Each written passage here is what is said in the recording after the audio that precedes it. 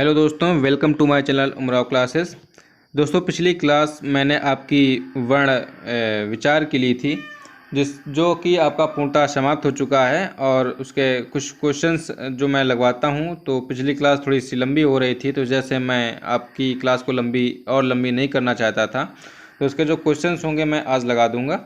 ठीक है, तो जो दोस्तों आपके सारे क्वेश्चंस या टॉपिक जो भी करवाया जाता है आपका बहुत ही इम्पोर्टेंट है और सारा ही आपका एग्जाम्स की दृष्टि से बहुत ही महत्वपूर्ण है। ठीक है, तो दोस्तों बने रहिए हमारे चैनल पे। और दोस्तों, अगर आपने भी चैनल को सब्सक्राइब नहीं किया है तो ज़रूर सब्सक्राइब कर लें। ठीक है, और आज का आपका टॉपिक होने वाला है शब्द रचना। ठीक है, कौन सा टॉपिक होने वाला है? शब्द रचना। तो आज हम बात करेंगे शब्द रचना के विषय में।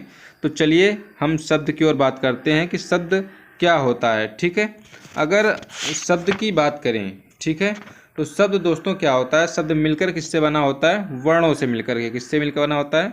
वर्णों से मिलकर के।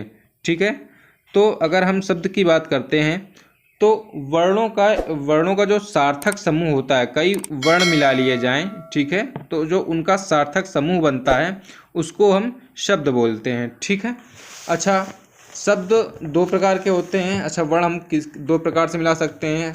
एक मैंने बता दिया, एक सार से जो मैंने वर्ण की जो शब्द की मैंने डेफिनेशन बता दी कि जो सार्थक समूह होता है। एक तो हम ऐसे वर्णों को मिला करके शब्द बना सकते हैं, और एक हम कुछ उल्टा पुल्टा करके भी हम शब्द बना सकते हैं। ठीक है, तो इस प्रकार से शब्दों को दो भागों में बांटा गया। ठीक है, तो पहला भाग जो था निरर्थक कहलाया और दूसरा सार्थक कहलाया। ठीक है, निरर्थक का अर्थ होता है निर, धन, अर्थ, धन का। निर मीन्स बिना। ठीक है, निर मीन्स क्या होता है? बिना, जिसका कोई अर्थ ना हो। ठीक है ना, उसे हम निरर्थक बोलते हैं। ठीक है, तो जो बिना अर्थ का है उसे हम निरर्थक बोलते हैं। ठीक है, और इसके बाद आता है आपका सार्थक। तो सार्थक होता है सा, धन, अर्थ, धन का। सा मीन्स अर्थ के साथ। ठीक है, सा अर्थ के साथ। ठीक है ना, तो जो अर्थ के साथ हो या भावपूर्ण हो, जो कुछ सेंस देता हो आपका, तो ऐसे आपके जो वर्णों का जो समूह होता है, तो ऐसे वर्णों के समूह को शब्द कहते हैं या सार्थक शब्द कहते हैं। ठीक है, अच्छा, जो निरर्थक शब्द हैं, अगर आप लोग पूछेंगे कि भाई निरर्थक शब्द जब उनका कोई अर्थ ही नहीं होता है तो ये शब्द बनाए क्यों गए, क्यों निरर्थक शब्द किया गया? तो निरर्थक शब्द का यूज कहाँ होता है? तो ये जो निरर्थक शब्द होते हैं अधिकतर सार्थक शब्दों के साथ में यूज किए जाते हैं। आप लोग पूछेंगे कैसे यूज किए जाते हैं? ठीक, तो मैं जैसे आप लोग कहते हैं पानी वानी, ठीक है ना, पानी वानी, तो जो आपका पानी तो हो गया सार्थक और जो वानी हो गया ये आपका निरर्थक। तो इस प्रकार से ये जो निरर्थक शब्द हैं इनका यूज हम सार्थक शब्दों के साथ करते हैं। ठीक है ना, जैसे आपका पानी वानी आपने बोला, तो वानी, जब पानी का तो अर्थ निकला लेकिन वानी का कोई अर्थ नहीं निकला, लेकिन आप लोग कहते हैं ना पानी वानी। ठीक है ना, अच्छा, अब चूंकि अब निरर्थक हो गया, निरर्थक का यूज होता नहीं है, बस आप लोगों ने जान लिया कि सार्थक शब्दों के साथ जो शब्द बिना अर्थ के यूज कर दिए जाते हैं उन्हें निरर्थक शब्द कहते हैं। ये इनकी थोड़ी सी उपयोगिता हो गई। अब आप जान लेते हैं कि सार्थक शब्दों को कितने भाग होते हैं या कितने प्रकार के होते हैं सार्थक शब्द। ठीक है, तो हम सार्थक शब्दों के विषय में जानेंगे। तो सार्थक शब्दों के विषय में मैं आपको बता दूं कि सार्थक शब्द आप 4 प्रकार के होते हैं। कितने प्रकार के होते हैं सार्थक शब्द? 4 प्रकार के। ठीक है, पहले भाग की बात करें तो पहला होता है आपका बनावट या रचना के आधार पर। ठीक है, कौन सा होता है आपका? पहला होता है आपका बनावट या आपका रचना के आधार पर। ठीक है, फिर दूसरा बात करें तो दूसरा आपका होता है उत्पत्ति के आधार पर। ठीक है, तीसरा आपका होता है अर्थ के आधार पर, और चौथा होता है आपका रूपांतर के आधार पर। ठीक है ना, तो सबसे पहले बात करते हैं बनावट या रचना के आधार पर। ठीक है, तो बनावट या रचना के आधार पर भी इसके कई भाग किए गए।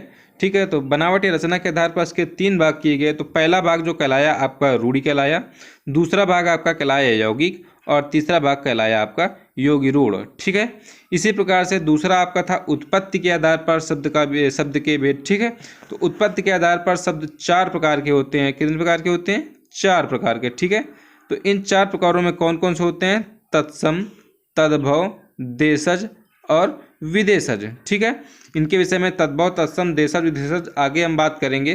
पहले इनके थोड़े से भाग को जान लेते हैं। ठीक है, बाद में इनके हम डिटेल से हर एक भाग के विषय में डिटेल से जानकारी प्राप्त करेंगे। ठीक है, तीसरा आपका हो गया अर्थ के आधार पर। तो अर्थ के आधार पर आपके होते हैं 3 प्रकार के। कितने प्रकार के? 3 प्रकार के। तो अर्थ के आधार पर 3 प्रकार के कौन कौन से हो गए? वाचक, लाक्षणिक और व्यंजना। ठीक है, व्यंजना। ठीक है, अच्छा ये हो गए आपके अर्थ के आधार पर। अब आपका आता है चौथा रूपांतर के आधार पर। कौन सा आता है? रूपांतर के आधार पर। ठीक है, तो रूपांतर के आधार पर भी शब्द के 2 भेद होते हैं। कितने भेद होते हैं? शब्द के 2 भेद होते हैं। कौन कौन से भेद होते हैं भाई? तो पहला जो रूपांतर के आधार पर भेद होता है उसको हम बोलते हैं विकारी। क्या बोलते हैं? विकारी। और जो दूसरा भेद होता है रूपांतर के आधार पर उसको बोलते हैं हम अविकारी। क्या बोलते हैं? अविकारी। ठीक है ना।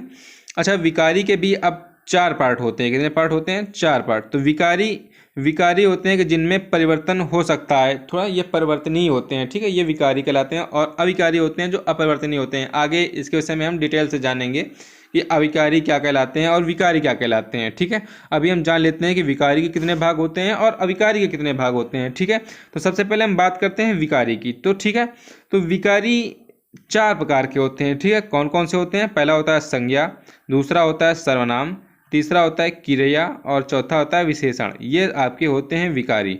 इसी प्रकार अविकारी के भी 4 भाग होते हैं। ठीक है, तो अविकारी के 4 भाग कौन कौन से होते हैं आइए जानते हैं।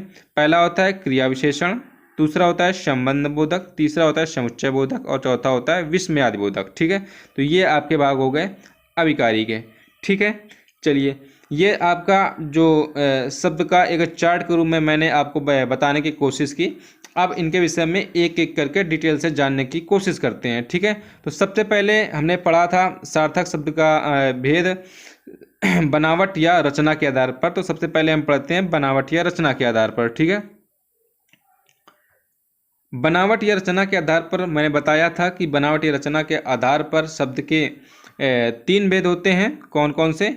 रूढ़ि, यौगिक और योग रूढ़ि। ठीक है, अब रूढ़ क्या होता है, यौगिक क्या होता है और योग रूढ़ क्या होता है। ठीक है, तुम सबसे पहले बात करते हैं रूढ़ि की। ठीक है, तो रूढ़ि वह होते हैं जो वर्णों से मिलकर बने होते हैं। ठीक है, वर्णों के जो वर्णों से मिलकर बने होते हैं, अर्थात उनसे और कोई भी अधिक हम खंडन नहीं कर सकते हैं। बस उनका जो खंडन कर सकते हैं, जो मूल शब्द होते हैं, कुल मिला के समझो कि जो मूल शब्द होते हैं शब्दों के, ठीक है, तो उन्हें हम रूढ़ि बोलते हैं। ठीक है, कैसे?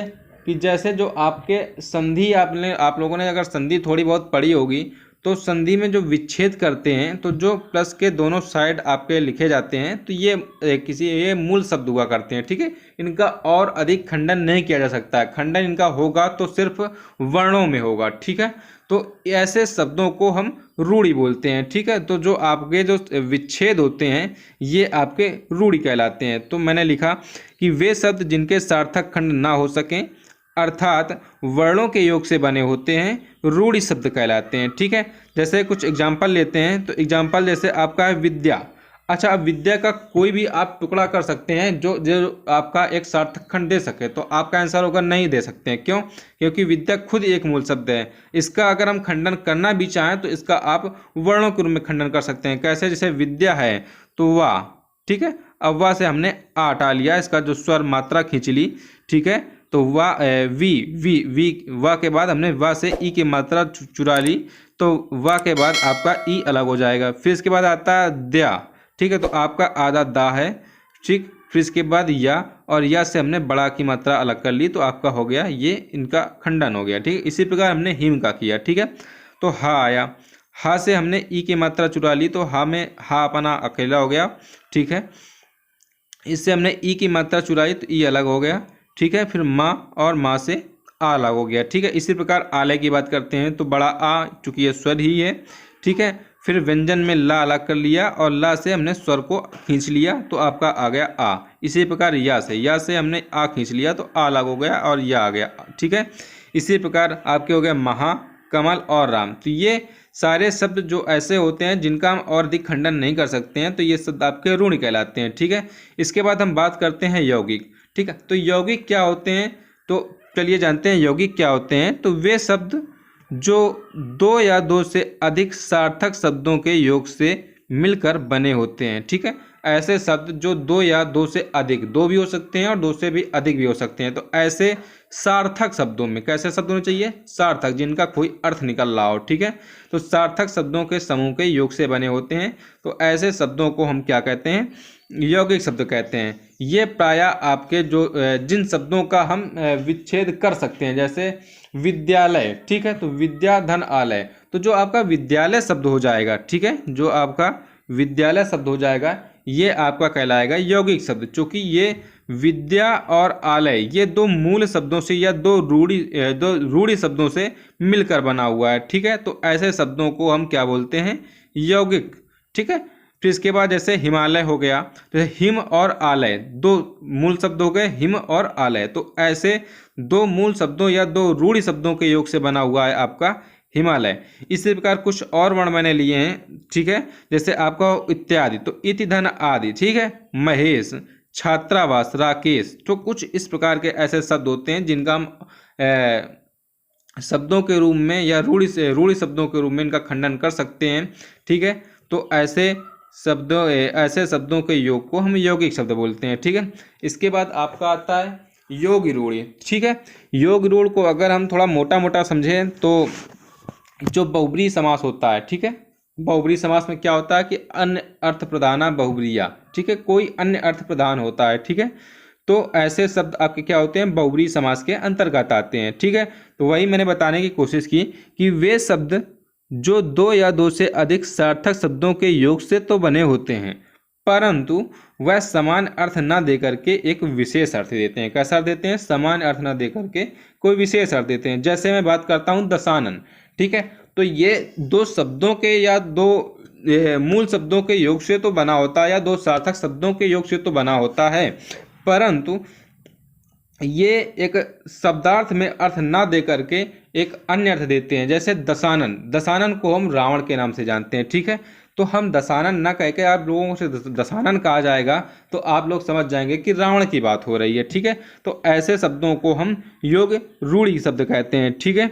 ठीक है, अगला जैसे आपका आता है लंबोदर, ठीक है, तो लंबोदर क्या हो गया, लंबा उदर, ठीक। तो लंबोदर की जैसे ही बात होती है तो आप लंबे पेट वाले को नहीं समझते हैं, आप समझते हैं किसको है, लंबोदर गणेश जी को, ठीक है ना। तो इस प्रकार के ये सारे शब्द जैसे होते हैं ये आपके हो जाते हैं आपके योग रूढ़ शब्द, ठीक है। इसी प्रकार के कुछ वर्ण मैंने और लिए हैं, पीताम्बर, जैसे पीताम्बर, पीत धन अंबर, तो ठीक है, पीला वस्त्र जो धारण करते हैं, ठीक है, तो पीला वस्त्र धारण करने वाले को आप समझ जाएंगे कि विष्णु जी की बात हो रही है, कन्हैया जी की बात हो रही है, ठीक है।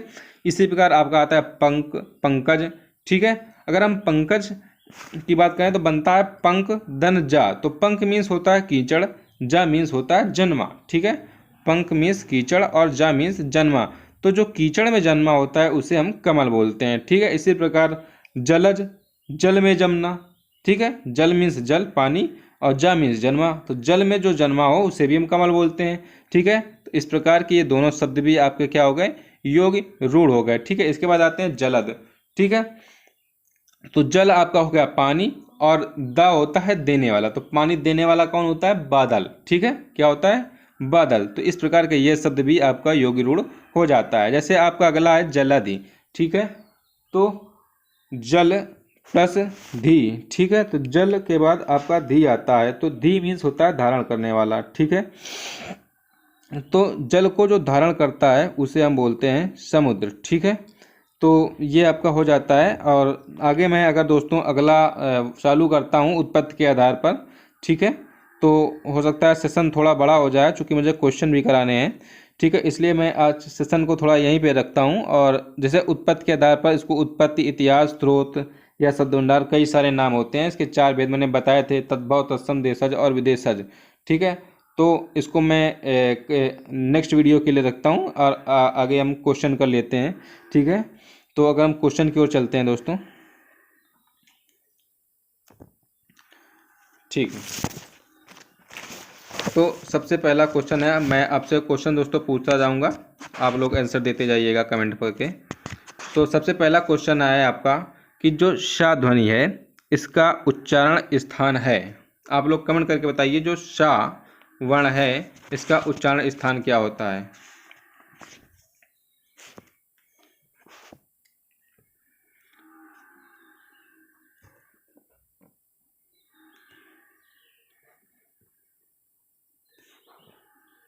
चलिए ठीक है। तो जो सा होता है, तो सा जो आपका होता है ये आपका होता है तालव्य। ठीक है, क्या होता है? तालव्य। ठीक है, अगला क्वेश्चन देखते हैं। निम्न में से पार्श्विक व्यंजन है, या कौन सा व्यंजन पार्श्विक व्यंजन है?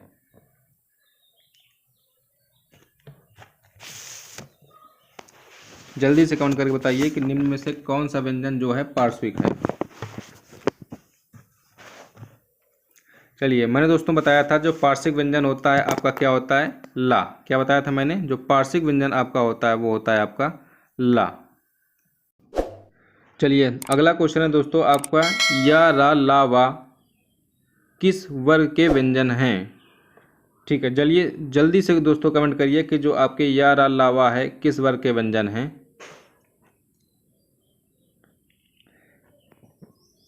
चलिए, तो दोस्तों जो आपके या रा ला वा हैं आपके कौन से ये वर्ण होते हैं?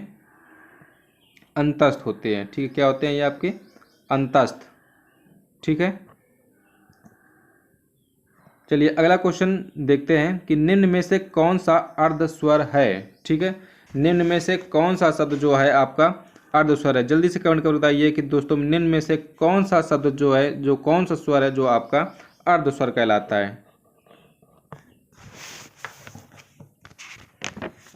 चलिए, मैंने बताया था दोस्तों कि जो आपका या और वाह होता है। ठीक है, कौन कौन सा? या और वाह, ये आपके कहलाते हैं अर्ध स्वर। ठीक है, तो जो आपका या होगा ये आपका अर्ध स्वर है। चलिए अगले क्वेश्चन की ओर बढ़ते हैं। तो अगला क्वेश्चन है कि निम्न में से निम्न में से संयुक्त व्यंजन नहीं है? ठीक है, निम्न में से संयुक्त व्यंजन नहीं है। ठीक, चलिए दोस्तों जल्दी से कमेंट करिए कि निम्न में से कौन सा व्यंजन जो है संयुक्त व्यंजन नहीं है। चलिए, मैंने संयुक्त व्यंजन किससे बताया था कि दोस्तों चार होते हैं आपके संयुक्त व्यंजन, छत, त्र, ज्ञ और स्रा। ठीक है, छत, तक, ज्ञ और स्रा। ठीक है, तो आपका इसमें कौन सा है? छ है, त्रा है और ज्ञ है, बचा कौन सा? आपका फा। तो जो फा है ये आपका जो संयुक्त व्यंजन नहीं है। ठीक है, चलिए अगले क्वेश्चन की ओर बढ़ते हैं हम। भाषा विज्ञान की दृष्टि से बड़ा ऊ जो होता है किस प्रकार का स्वर होता है? ठीक है, चलिए दोस्तों जल्दी से कमेंट करिए कि जो भाषा विज्ञान की दृष्टि से होता है बड़ा ऊ किस प्रकार का स्वर होता है। चलिए, जो भाषा विज्ञान की दृष्टि से जो बड़ा ऊ होता है आपका ये पश्च स्वर होता है। क्या कौन सा स्वर होता है? पश्च स्वर। ठीक है, चलिए अगला क्वेश्चन देखते हैं हम कि जो आपका वा का उच्चारण स्थान होता है। ठीक है, वा का उच्चारण स्थान होता है। ठीक है, जल्दी बताइए दोस्तों जो वा का उच्चारण स्थान क्या होता है? ठीक, मैंने बताया था दोस्तों जो वा का उच्चारण स्थान होता है वकारस दंतोष्ठम। ठीक है, तो जो वा का उच्चारण स्थान होता है वो दंतोष्ठ होता है। ठीक है, चलिए अगला क्वेश्चन है आपका, कौन सी ध्वनि महाप्राण नहीं है? जल्दी से कमेंट करके बताइए दोस्तों कौन सी ध्वनि जो है महाप्राण नहीं है।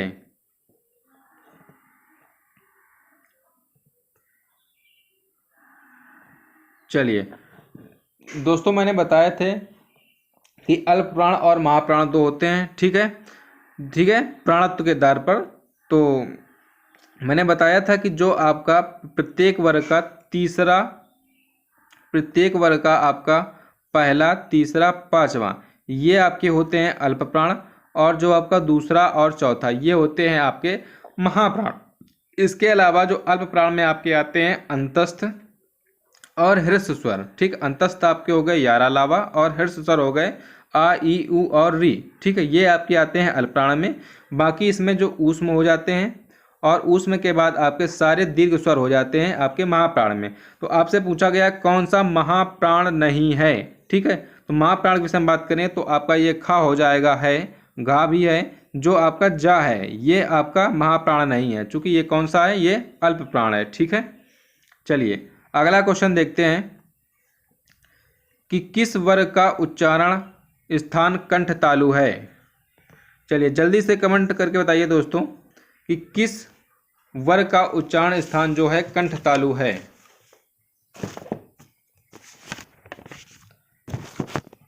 चलिए चलिए मैंने बताया था दोस्तों कि जो कंठ तालु होते हैं ये आपका ए और आय होते हैं। क्या होते हैं? ए और आय, ये आपके होते हैं कंठ तालु। ठीक है। अगर मैं कंठ तालु के बाद मैं आपसे कंठोष्ठ की बात करूं तो ओ और आओ ये आपके होते हैं कंठोष्ठ। ठीक है।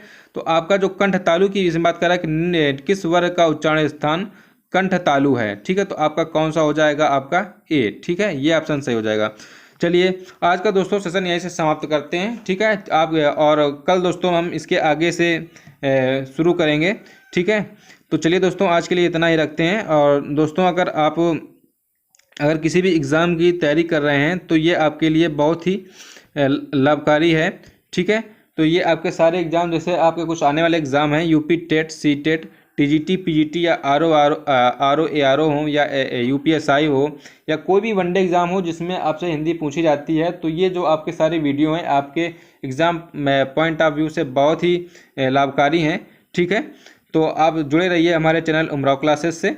और दोस्तों इसे लाइक सब्सक्राइब करिए और शेयर भी कर दीजिए जिससे अधिक से अधिक लोगों को इसका लाभ हो सके। चलिए मिलते हैं नेक्स्ट वीडियो में, तब तक के लिए धन्यवाद।